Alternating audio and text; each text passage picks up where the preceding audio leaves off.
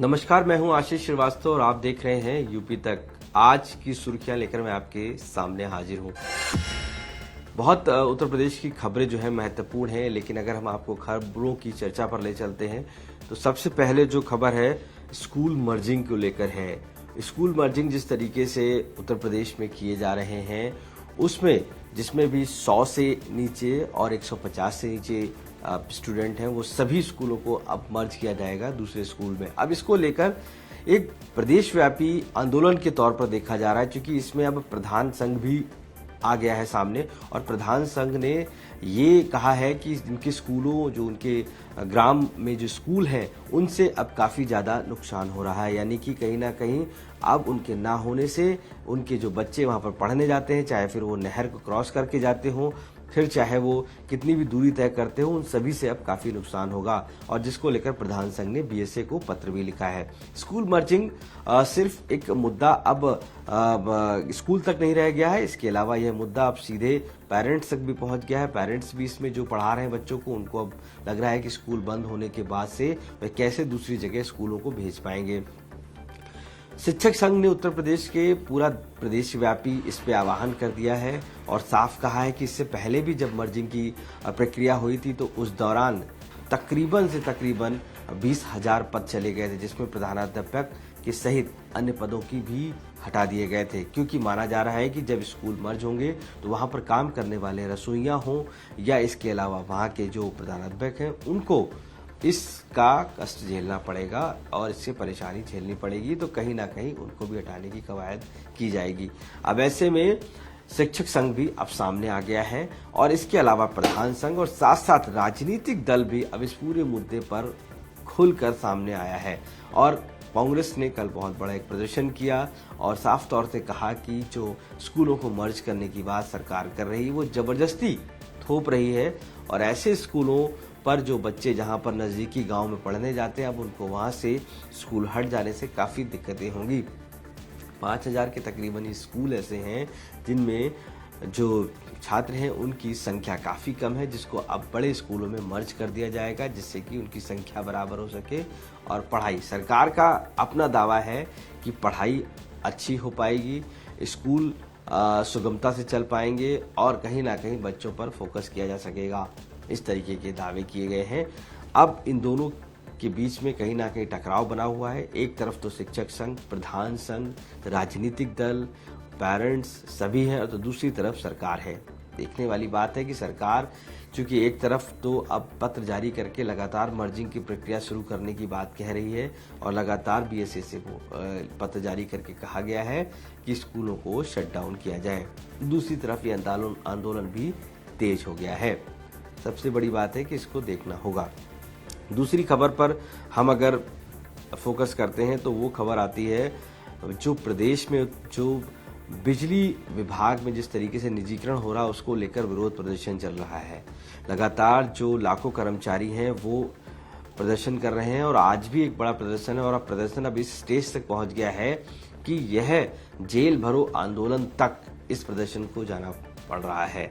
ऐसे में चूंकि मानना है कि जो बिजली मंत्री हैं वो कर्मचारियों की सुनवाई नहीं कर रहे हैं और इसका सीधा फर्क जो पड़ेगा, चूंकि इसमें संविदा कर्मचारी भी हैं 25 लाख के आसपास, इसमें परमानेंट कर्मचारी भी हैं, इंजीनियर्स भी हैं, तो जब ये निजीकरण होगा तो इन संविदा कर्मचारियों पर भी काफ़ी असर पड़ेगा और काफ़ी निकाले भी जाएंगे।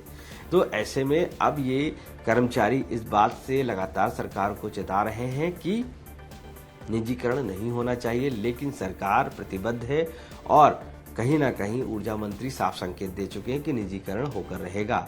इसमें एक पेच और सामने निकल कर आया है कि जो विनिमय आयोग है उसने साफ कहा है कि कानूनी पेच के तहत ये निजीकरण नहीं हो सकता, क्योंकि धारा 1331 के तहत इसमें जो अप्लाई किया जा रहा है यानी कि जो नियम लागू किया जा रहा है उसके लिए जितनी भी बिजली की संपत्तियां हैं उसका राजस्व का पूरी तरीके से एक हमें स्टॉक करना होता है, राजस्व का पूरी तरीके से हमें ऑडिट करना होता है जो ऑडिट नहीं किया गया है।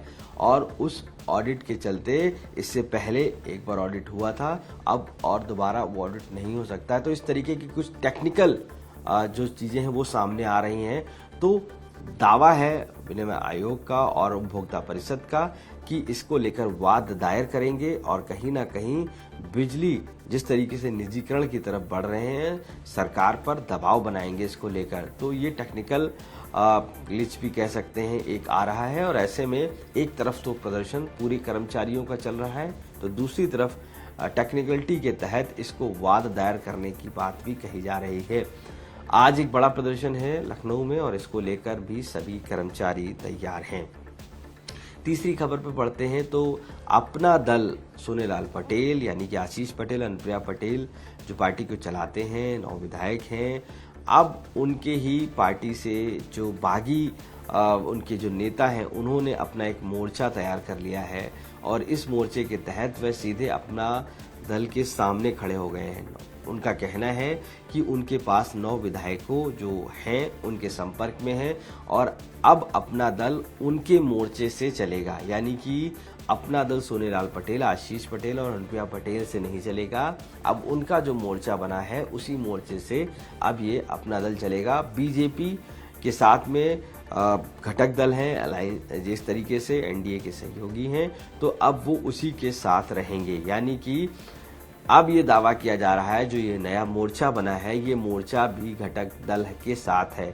अपना दल सोनेलाल पटेल के साथ भी है घटक दल, यानी कि अब बीजेपी के ऊपर छोड़ दिया गया है कि वो किसके साथ रहते हैं। क्या वो अपना दल सोनेलाल पटेल के साथ रहते हैं या ये जो नया मोर्चा तैयार हुआ है अपना दल का उसको साथ में बीजेपी आती है। ये साफ कर दिया गया है कि वो उनके साथ में खड़े हैं। इसमें कई जो एमएलए हैं उनके होने की बात कही गई है कि जो अपना दल के एमएलए हैं वो सारे इस मोर्चे के संपर्क में हैं। दावा किया गया कि आशीष पटेल और अनुप्रिया पटेल इस अपना दल का जो मिशन है, अपना दल सोनेलाल पटेल की जो जिस प्रकार आगे बढ़ने की बात कही थी उन सभी से वो परे निकल गए हैं और कहीं ना कहीं इसी वजह से कार्यकर्ता और ये नेता सभी नाराजगी जाहिर कर रहे हैं। इसी वजह से अब अपना दल का ये नया मोर्चा खड़ा हो गया है। अब देखना ये होगा कि आखिर जो बीजेपी है वो अपना दल के इस नए मोर्चे के साथ जाती है या अपना दल सोनेलाल पटेल पार्टी के साथ अलायंस बना रहता है। ये खबरें आज की बहुत महत्वपूर्ण है। एक आखिरी खबर में चलते चलते आपको बताना चाहूंगा, पंचायत चुनाव से जुड़ी हुई है जिसमें कांग्रेस जो कि समाजवादी पार्टी के साथ अलायंस पार्टनर है और इससे पहले भी जो चुनाव हुए थे उसमें साथ में लड़ी थी। इस बार साफ कहा है स्टेट प्रेसिडेंट ने कि वह अब साथ में चुनाव पंचायत नहीं लड़ेंगे, इंडिपेंडेंट लड़ेंगे। इसके लिए उन्होंने कमेटियों का गठन करना शुरू कर दिया है और इसके साथ साथ जो नई कार्यकारिणी भी बना रहे हैं कांग्रेस, और कांग्रेस ने साफ इंडिकेशन भी दिया है कि ये चुनाव में बेहतर रिजल्ट होने के बाद ही आगे का अलायंस क्लियर हो पाएगा कि समाजवादी पार्टी के साथ रहता है कि नहीं रहता है। यानी कि कहीं ना कहीं एक बड़े मायने देखे जा रहे हैं क्योंकि दोनों ही दल बीजेपी के खिलाफ इस बार अलायंस में एक साथ जुड़े थे जिसमें 17 सीटें कांग्रेस को मिली थी, बाकी सीटों पर समाजवादी पार्टी लड़ी थी जिसमें से 3 सीटों पर जीतकर भी आए थे। तो कहीं ना कहीं इन पूरे मामले को लेकर कांग्रेस ने क्लियर कर दिया है कि वह अब साफ तौर से इंडिपेंडेंट इस पंचायत चुनाव को लड़ेगी और उस पर बेहतर रिजल्ट के बाद ही आगे की रणनीति तय की जाएगी, जिसको लेकर कार्यकर्ताओं और उनकी कार्यकारिणी बनानी भी शुरू हो गई है। यहाँ तक जो प्रदर्शन है वो भी अब अलग और इंडिविजुअल किए जाने शुरू कर दिए गए हैं। तो ऐसे में ये तो साफ है कि कहीं ना कहीं अलायंस जो समाजवादी पार्टी और कांग्रेस है वो दोनों ही अब अपने मोर्चे पर अलग अलग तैयारियां कर रहे हैं। लेकिन ये कहना बहुत कठिन होगा कि आने वाले समय में दोनों ही दल क्या एक साथ एक पटल पर बीजेपी के खिलाफ खड़े हो पाएंगे या नहीं। आज की ये खबरें काफी महत्वपूर्ण हैं और जिसको हमने जिक्र किया सुर्खियों के जरिए। आप इसी तरह देखते रहिए यूपी तक।